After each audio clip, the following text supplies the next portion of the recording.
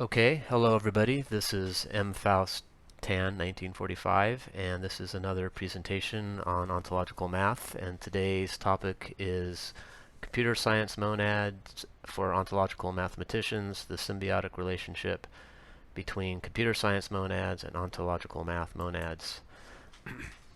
So here's just a basic overview. Hopefully this will be a pretty brief discussion. We're going to be talking about what I'm going to have to distinguish between the two types of monads. Generally speaking, you don't have to do this. If you say a monad out on the web, it's usually going to refer to the CS monad. So I'm going to be calling them CS monads and an OM monad. So we're going to cover what is a CS monad and how does it compare to an ontological math monad. And maybe the most important part here is we're going to talk about the symbiotic relationship between the two. Just from my personal experience, I had learned ontological math first, and then I started studying functional programming and the Haskell programming language. And I found that when I learned about computer science monads, it really helped me give a concrete and a different perspective on ontological math monads and all of ontological math. So I hope that's something I can convey. And then the last brief little point is the possibility of using ontological math as sort of either replacing or being an actual higher level of abstraction than systems engineering as a means to helping engineers or analysts understand systems better. So I'm not going to spend too much time on this, but basically what I'm saying here is I'm not going to be able to teach you about CS monads in a half-hour course. CS monads are probably the singular most difficult concept even for software professionals. Indeed, if you look over here at Stack Overflow, this is actually a really good write-up that when I was learning about CS monads. And here's a whole, people ask what is a monad, and you have all these, it's been out here for 11 years. And you have all just page after page of all these basically different interpretations, and some of them are very technical and some of them are very intuitive, and a lot of them are getting at aspects of it right, but they're missing the whole picture. They don't have the whole thing. But it's actually a very subtle concept, which is why it's so hard. So I'm just saying on this page, like, I'm not gonna, I can maybe give you some appreciation of what's there, but I'm not gonna be able to teach you. And then basically here, I'm just trying to say that my intended audience is people in the ontological math community. This is not intended for computer science people, although maybe they might find it interesting. And here's a matrix. So my main target group is people in the ontological math community, and my main goal is to teach you more about ontological math and not about computer science. So if you are into ontological mathematics but you just don't care about computer science for whatever reason, I think you'll still find this interesting. Okay, so now let's get into the main content. So what is a computer science monad? So let's look at it briefly from a computer science perspective. And first of all, let me say what I mean by a monad. I'm talking about the monad as defined in the Haskell programming language. There are other languages, some that have the concept of a monad, and they're very similar. They're all very similar, but I will be referring to the Haskell programming language, which does strive to be, it's a very mathematical inspired language. And so I guess there's really two main perspectives. There's sort of the technical perspective and the more intuitive perspective. And so now these are, these are just to give you a flavor of some of the type of definitions. So it's basically, it's a type structure. It is isomorphic or tries to be isomorphic to an algebraic type data type from category theory. So a typical technical type of response you might get from a computer science professor might be something like, this is sort of a joke. This is a common meme out there. A monad is a monoid in the category of endofunctor. What's the problem? So if you have the proper language and the proper technical language, and you know what a monoid is, and you know what an endofunctor is, well, it's quite trivial for you to understand what a monad is. But of course, you have to understand that technical language. So another sort of common angle of attack is for the more intuitive, and the most intuitive notion is as a box that provides a context for something inside the box.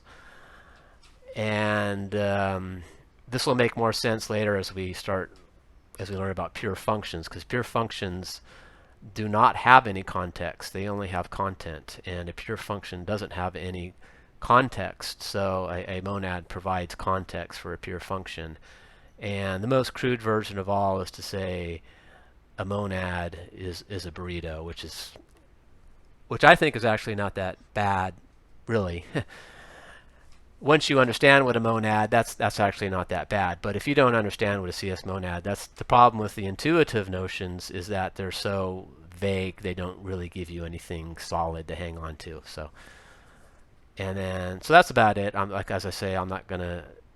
This is sort of the computer science perspective, and that's not my target audience. Okay, so now let's look at what is a CS monad from the ontological math perspective, and this time we're going to be using the language of ontological math. So I'm going to one thing as I go through and I read these, as I've done this a couple times, a lot of these things are going to sound very highfalutin and very grandiose, but you have to remember that the monad is sort of getting into, it's a fundamental, pure functions and monads are sort of the functional, the foundation of the entire computer science. This is their bare, ontology, and one of the things I'm trying to emphasize in this talk is that it's sort of an echo of like ontological math. This is how you go from bits to all the world around us and the information in computer science, and so it is a big deal in a sense. So anyways, well, let's just go through, and I'm just going to read them first, and then we'll go through and maybe pick some of them and kind of drill down a little bit more. It's a plenum. It's minimally simple and yet maximally powerful. It provides a context for content or pure function. It provides for imperative statement becoming to pure function being. In other words, a pure function is static being, and an imperative statement is an algorithm that has sequence. So it adds becoming to being. It's the CS equivalent of space-time. It adds an imperative explicate order to the functional implicate order. It's the Big Bang that introduces, quote, matter and space-time to the CS world. It allows you to modify the content by modifying the context, turns the mono aspect pure function being into a dual aspect monism, being and becoming. Okay. Well, let me see. Let's just take some of these ones. It's a plenum. So a plenum is the opposite of a vacuum, which means that there's something at every point in space. There's something, but a plenum, just like if you have a white dot on a black screen on every single pixel, that white dot, that white is not a foreground, it's a background. And because of that, plenums are actually hard to see. And one of the things I should say, well, what an imperative, all imperative code is code that has a sequence.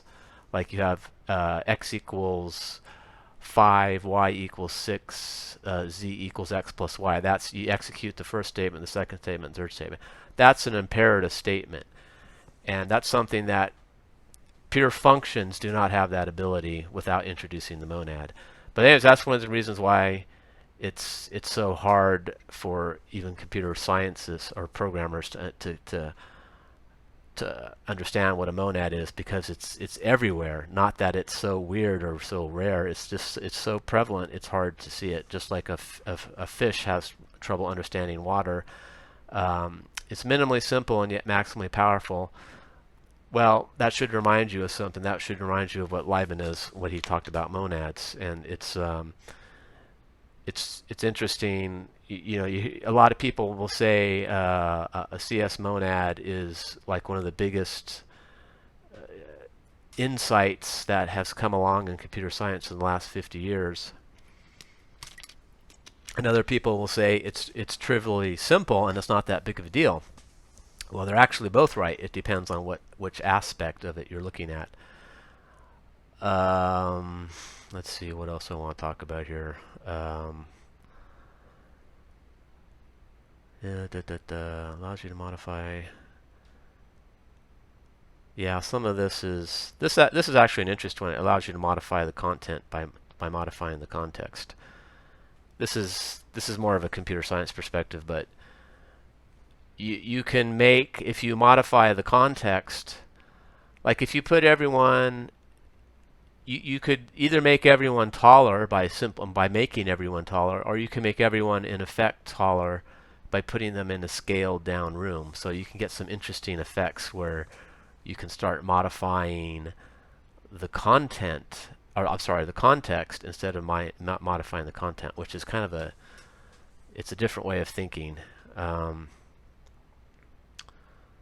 Turns the mono aspect. Yeah, so this, what is one of the big things about ontological math is a dual aspect monism. So it's saying that you have mind, and matter is sort of like an emergent effect, or it's either a collective dream or it's what's called broken light. But you eliminate the dualism of mind and matter in ontological math by basically having everything is mind, and matter is sort of just an illusion of mind, and that's how you eliminate a dualism. But it doesn't deny the fact that there is something that is like matter, whereas like pure idealists will just say, matter is an illusion. Ontological math is sort of saying that, look, it's not really an illusion. I mean, if a brick hits you in the head, it's going to cause some damage, so that is real. And so it turns the dualism that you typically have in computer science is pure functions and imperative statements, and pure functions are the equivalent of mind, and imperative statements are sort of the equivalent of matter. And how can you get if pure functions are the foundation of computer science, how can you ever get imperative statements? Well, that's what a monad does. It turns a pure function into something that acts very much like an imperative statement. So that's why it's a big deal. Okay, so now we're going to start getting into pure functions, and we can start getting more. We're bottoming out here, and so we can get more specific and stop being so vague and do so much hand waving. So let's start with pure functions, which is the foundation of computer science.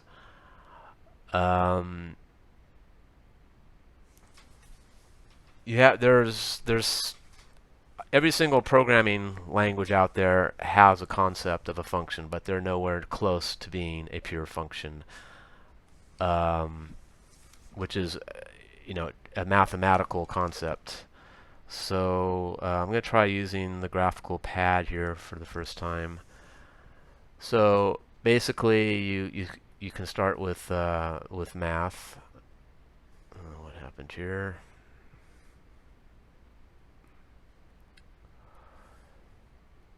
you start with math, okay, and then you have real world functions.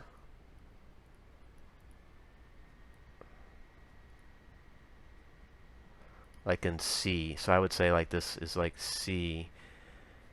And then on the then you have like Lisp is getting a little bit more mathematical. Put you over here. And then of course you have the pure math. So here Haskell functions would be like right here. Functions. Okay, boy, that's really bad writing. Haskell's functions, pure functions, are they're not quite at the pure math level. They're one step above. I mean, you can run pure functions in Haskell, so they need to have some real world compromise. Okay, but they're basically just one step above being a pure function. So coming back to the slide, they can have no external state, only in internal state.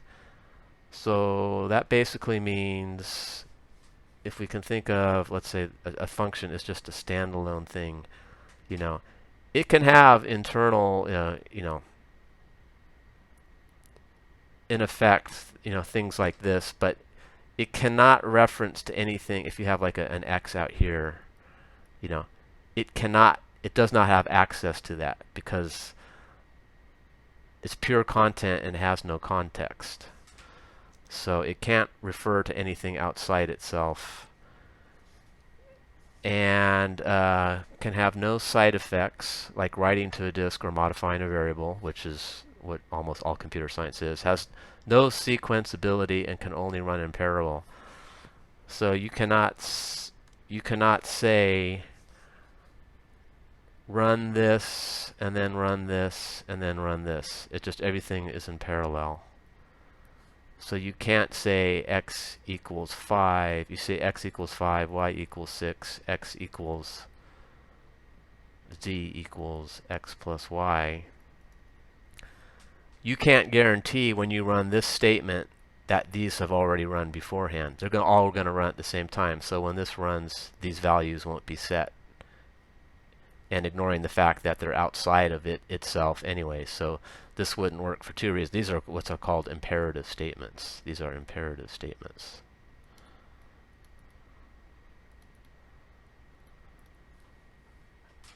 So the fact that a pure function can't reference anything outside itself and it has no sequenceability, which is a very limiting factor.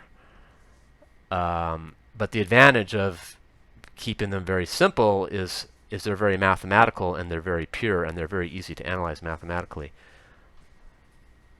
Another thing about them is, although they're typically implemented as an algorithm, like for instance, the sign is probably almost, for sure, is going to be implemented as some sort of Taylor series, where you use x polynomials to expand it to a certain number degree of accuracy. So almost all functions are implemented as algorithms and stuff, but every single function can be thought of as a static lookup table. So if you had enough memory and you were calculating like a sine table down to 3 degrees of decimal place or something, you would literally have whatever, a couple thousand or a couple million rows in this table, and the value would be pre-calculated. So when you input a value, it already exists, and it just returns you the value. And that's not, in other words, it's not computed. You can think of it as pure being. In short, though, it's mostly useless for real-world processing, which is why you need monads. Okay, so now that we've covered pure functions, we're going to start moving our way up the stack. And the next in the stack is the monad, the CS monad. And then the third thing in our stack is going to be imperative statements. So we're now going, how do you get from, the goal is to get from pure functions to imperative statements. And that's where the CS monad comes in. So there's a lot of stuff on this slide. I'm going to go to the graphical pad too. The CS pure function monad imperative stack. Okay, so this is one we'll kind of get more into this later, but I'm saying that it says the CS pure the pure function monad imperative statement stack is a fractal echo of the ontological math monad space-time matter stack. So that's why it's so useful to learn the computer science stack, because it's like an echo of ontological math, sort of like as above, so below, and it gives you a lot of insights. And as I say down here, I'll get to this point right away. The difference is the CS implicate order, which is the pure functions and the monads. Well, a monad is sort of a hybrid between the implicate and the explicate, since it's a bridge. The difference is the CS implicate order is in our physical world. So you have complete control over the implicate order because it's like a subspace within our real world space. So the implicate order for the real universe, you can never perceive it or percept it. It's all entirely conceptual, and like Kant said, you can't get to it. Of course, OM says yes, you can rationally conceive of it though, but even they concede you cannot perceptually, touch it or anything. The implicate order of computer science, since it's actually in the real world, a subset of the real world, you actually have full control over it. So that's what takes a lot of the mystery out. And then if you can tie the computer science implicate order, it makes the ontological math implicate order a little more tangible and easy to understand. So I'm talking about it is the bridge between the implicate. I sort of wrote these notes up a couple of days ago, and now I'm kind of reading them. It is the bridge between the implicate order of CS and the explicate order of CS, just as space-time is the bridge between an OM monad and the material world. And here I'm just using some more types of perspective that you don't normally get with computer science. It's a bridge between, this is sort of the most literal pure functions and imperative statements, but it's also, you can think of it as the CS implicate order and the CS explicate order, between the CS frequency domain and the time domain, and between the self and the alienated self. These are what the vocabulary you can pick up from ontological math that gives you all these different perspectives on it, as opposed to just having one perspective. And the self and the alienated self. So it's one concept I've always liked about ontological math is, they say that the universe when it first starts out is it's just a single thing. So if you're just a single thing, you have nothing to compare yourself against. And the first question, if you will, that the universe asks itself is what am I? Like, what am I? Like, where am I? What am I? And you have to have some sort of external reference. So it creates the material world, which is the alienated self. And that alienated self and the original self are all actually one thing, but it's perceived by both sides as being two separate things, and they both progress, and basically they form a mirror for each other. And then right before the omega point, they can each look in the mirror, and they realize what the universe is, and that this is just itself. This is its alienate self, and they're actually one. That has really nothing to do with computer science, but so let me go over to the tablet again quickly. So basically, what you have is, I was talking about, you have the pure functions, which are almost very theoretically nice, but they're almost useless for doing anything. And then you have the imperative statements, which is what all programs look like, and what this is my archetypal example here, x plus y. This is imperative statements. This is mind, the equivalent of I have another slide later on where I also say the same basic thing. So how do you map? So in the case of mind and matter, space-time is the medium, the intermediary. And in the case of computer science, it's the monad. Now, it looks like here these are all three separate things. You have pure functions, you have a monad, and you have imperative statements. But they're all a part of one monism, which is just pure functions. And so really, when you have a function, I'm going to start anew. And let me make this a little bigger. So what I want to express here is how, even though this is all three different things, it's all functions. And sort of an interesting way to think about it is, let's look at the yin-yang symbol, which is, I always screw up when I draw it, but something like this. And one of the things about the yin, this is male and this is female, there's a little component of the female in the male, and there's a little component of the male in the female.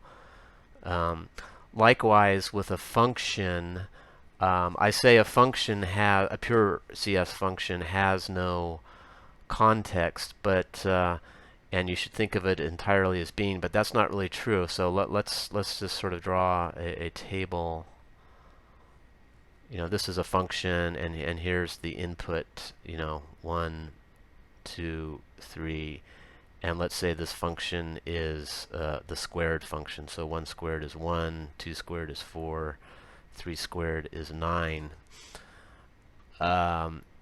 Yes, it has no context, but there is a little thing, and that's where the input is, the input parameter, where you can put in the number that you want to have squared. So in this case, let's say it's 4.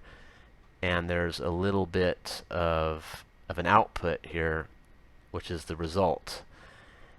And this is like a little bit of a context. You can pass a little bit of context into a function.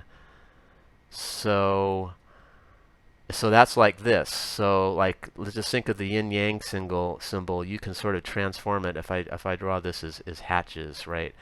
I can transform this first of all into something. I can make the this little c bigger. I can make it something like this. Okay, so I'm starting to emphasize this part of it more, and then ultimately you can make what is the in the foreground, in the background, so you can flip it such that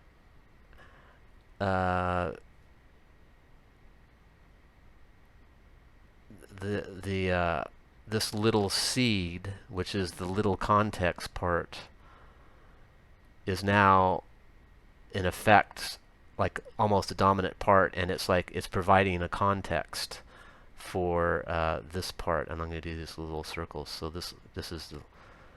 So in a sense, you've taken this little itty-bitty aspect of a function where there is a little bit of a context property in the pure content thing, and you amp it up, and then you essentially are providing a context.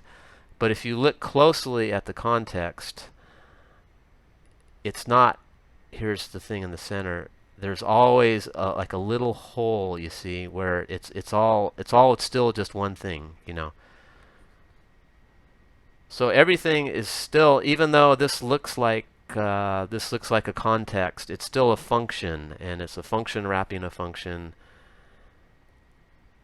So it's all ultimately just a function,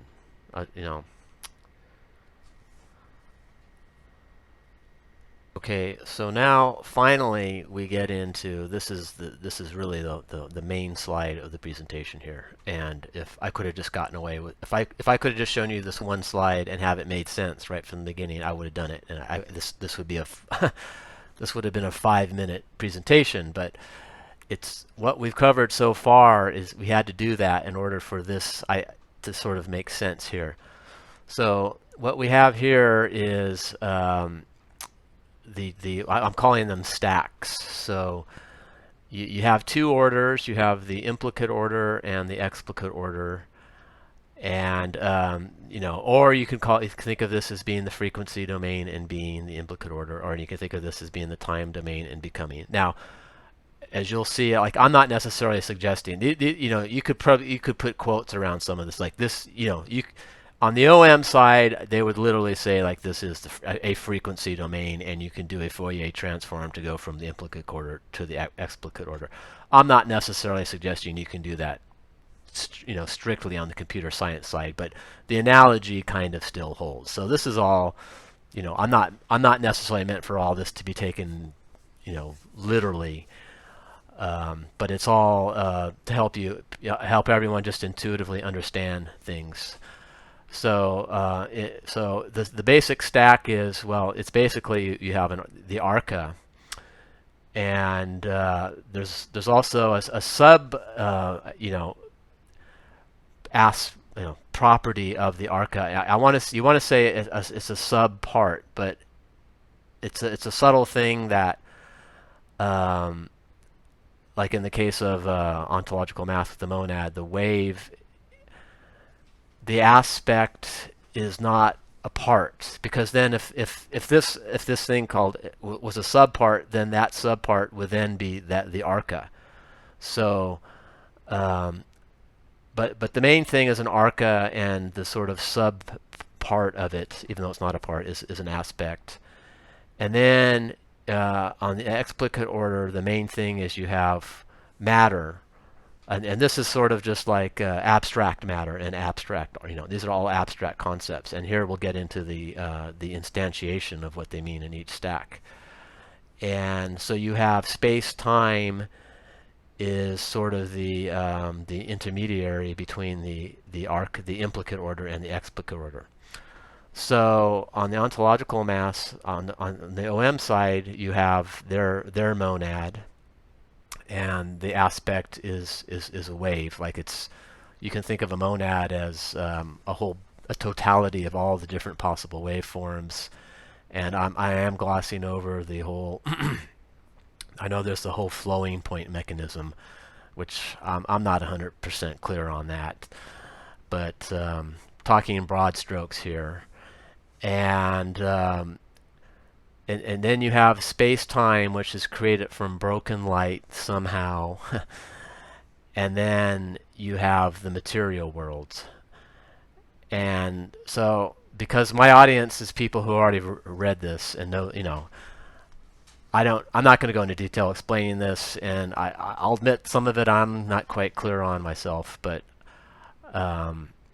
so what I'm saying is on the computer science side, there's equivalence of all this. So their arca is a pure function, like this is their foundational unit, and it's composed. I guess if you have to come up with an aspect, it's not an important property of this arca, though. You would say it's a bit, either whether logical or physical. And then the intermediary that allows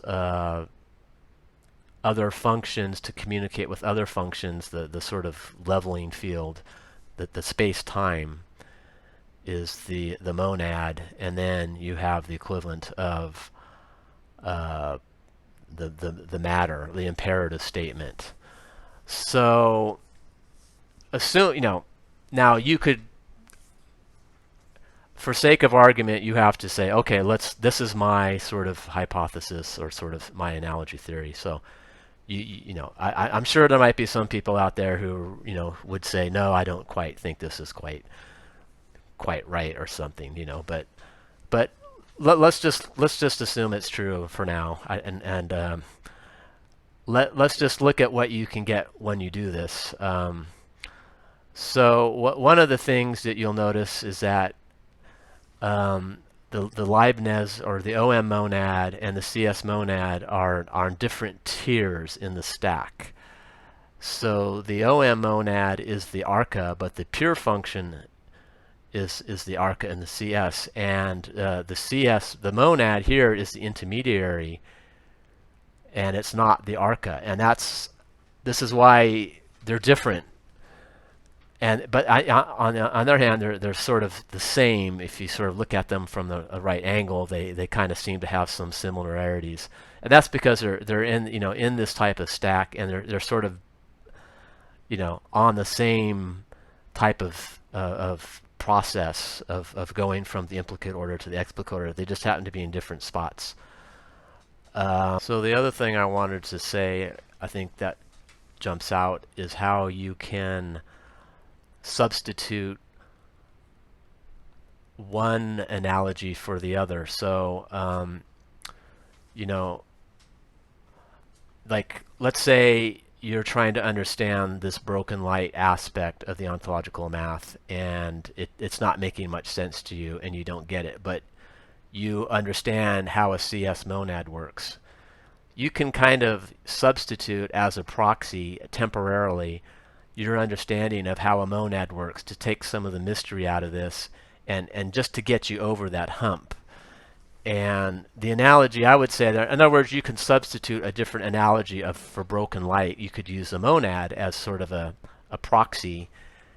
And the example I would give here is like when you're first learning, let's say, electricity. When I studied electrical engineering in school, when the very first course I took in electricity, they talked about electricity as being water, and that's a good and electricity electric circuits is just like water flowing through pipes. Now that's a broken analogy because it doesn't really hold up. Because for one place it doesn't hold up as like electrical signals propagate near the speed of light. And for if it was actually like water, that would mean the water would have to be traveling at the speed near the speed of light.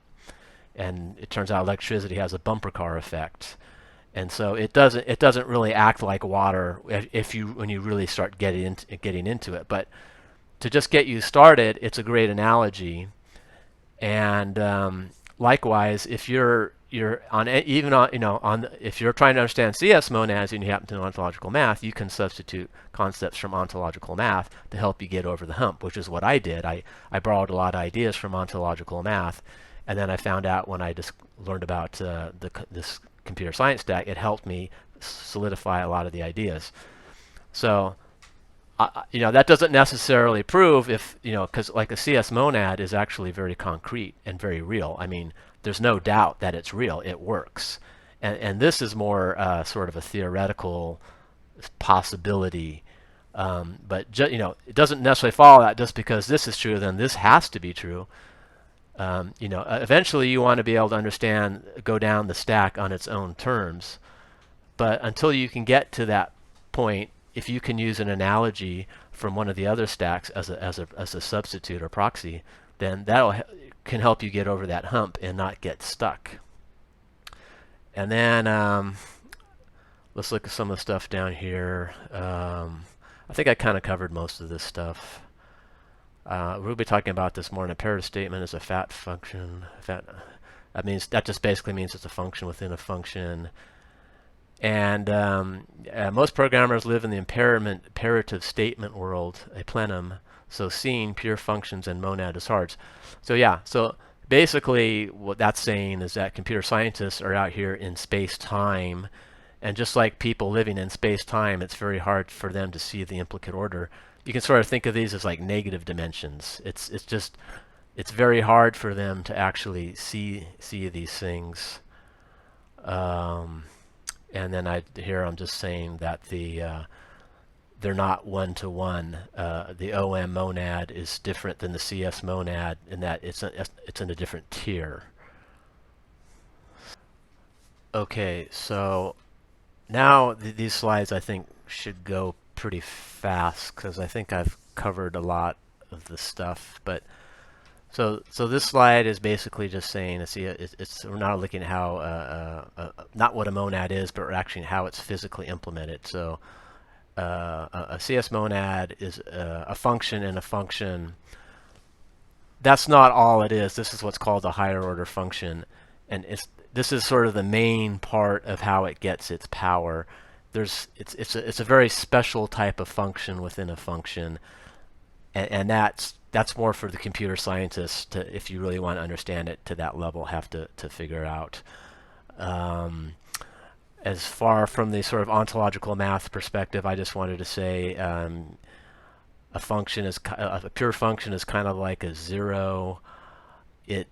It's a totality in a way on the inside, and it's a zero on the outside. There's, you can have state and all this stuff on the inside, but you can't have anything on the outside. So if you put a function within a function, now the outside of the inner function is a function, and that function has an inner property, but that can act as an outer property for the inner function. So that's really the basic thing. You could also think of, and now in this particular case, I have a function within a function within a function, and you can do that, but generally speaking, a monad, it just has two functions. You don't need the third function, but there's no reason why you can't do that. Allows for the emergence of state and side effects. So this is sort of the trick, if you will, of how you can get a pure function doesn't really allow for state and side effects, and this is kind of a way you can kind of emulate that. So I'm kind of running long on time here. I'm going longer than I want it, so I'm going to go a little quicker. We only have about 4 more slides. So now this is the equivalent of how the intermediary layer, or space-time, is done in ontological math, and it gets a little complicated. There's the Quran aspect, a Quran is associated is a real number, and it's associated with space, and a chronon is an imaginary number, and it's associated with time. And if a Quran and a chronon are at right angles to each other, you get a photon, which is light. And if somehow they're not at right angles, you get what's called broken light. And you can see how this is very similar to how this computer science does it. It's taking the two arcas, which is pure functions, and combining them in a certain way. And that's what sort of ontological math does, is taking its arca, or waves from monads, and it's combining them in a certain way, which makes sense because all you have is an arca. You don't have anything else. If you just have one monism with, that's all you can do is combine that one thing in different ways. So it's not a surprise. And I think the thing here is, I'm not even sure I understand how this works really. But like, this is crystal. I mean, you can literally do this. Anyone can do this on, you can create your own CS monad and it'll work, and it's real. So there's no mystery here. You can substitute this model as an analogy for this temporarily until you can figure this out. So that's one of the powers. I'm going to skip this one. So this is just basically saying the CS, its noumena and phenomena, is entirely within the real world phenomena. So if I could go to the graphics pad. Whoops, not that one. All right, it's not there. Here it is. Basically, I'm saying here's not this again. Here we go. Go to brushes. Basically, within the real world here, a box, let's say, there's a sub box, and this is computer science stack, and there's an implicate order and an explicate, like a local implicate, because it's not globally implicate, it's actually explicate. It's because it's in the explicate real, material world. So you have complete access to it. You have as much access to the implicate order of the CS stack as you do to the explicate order. Whereas with, let me scroll up. Oh.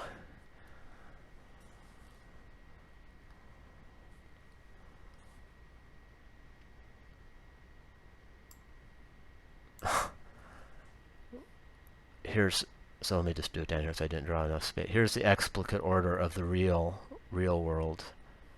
And here's the implicate order, so to speak. You know, we do not have access to the physical world implicate order. So you can't go on there and play around with it and touch it and so forth. And that's why this is a much more, you can do that with the CS implicate order.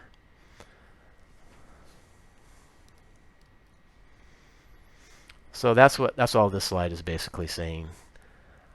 It's a subset, and you can get very concrete with it. Okay, so now this is what I've already said. Synergy, using the rich language of ontological math. Okay, yeah, really helped me understand CS monads, and learning CS monads really took a lot of the mystery out of ontological math monads for me. I could see how CS basically reproduced the same schema to get some real emergent properties, as above, so below. Okay, so now the final topic, and I hopefully won't spend too much time on this, is I think there's a market potential for ontological math, a niche to fill in the system engineering realm, or in engineering, as the most high-level abstract area or discipline that the other engineerings can also borrow from and inherit from. Now that role, I mean, as someone who has studied electrical engineering and then worked as a software engineer, you kind of go, why do I have to keep learning all these different metaphors and different models in each engineering? Can't I just sort of learn one common model and use that as much as possible? And that's what system engineering has tried to do. But systems engineering has always historically just been a backwater.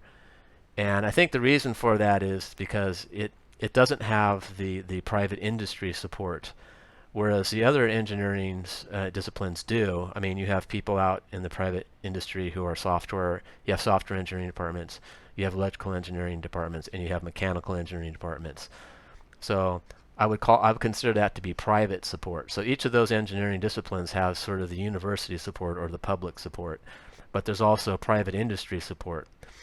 So in practice, it turns out software engineering is the systems engineering, and that's because engineering disciplines are levels of abstraction. So mechanical engineering is the least abstract because it's the most physical. It's hard to, at a certain point, to think of a physical engine as being something other than just an engine. As you start getting into electrical engineering, electricity is a little more abstract than mechanical systems. So the models there are a lot more flexible. And then even more abstract than electrical engineering is software engineering, because that's just pure information. So the fact that software engineering is the most abstract of all the engineering disciplines, and the fact that it has both public and private, and whereas the systems engineering only just has the public and not much private support, the software engineering has sort of become the dominant. But as I discovered, ontological math, software engineering only deals with systems, really, and ontological math deals with the entire universe, systems and things that are non-systems. So ontological math is necessarily more abstract than even software engineering. So I really think that there's a place for it in the system stack. And on this slide, all I'm saying is that the question here, to me, it absolutely belongs in the stack, and I think there's like sort of a market potential, for ontological math. If it's ever going to become widely known, this is one avenue that which it could do it, if because it's actually providing a lot of utility. The only question I have on this slide is should the system engineering even be in that stack, or should we just have software engineering? So this is how it should be. This is how, okay, system engineering is supposed to be more abstract and more general than software engineering, and then ontological math is more abstract than system engineering. If this were the case, I think this would be good to have all three of them. But in practice, as I discussed in the previous slide, the software engineering is actually more abstract and general than system engineering. So no one really needs system engineering. So is systems engineering even necessary?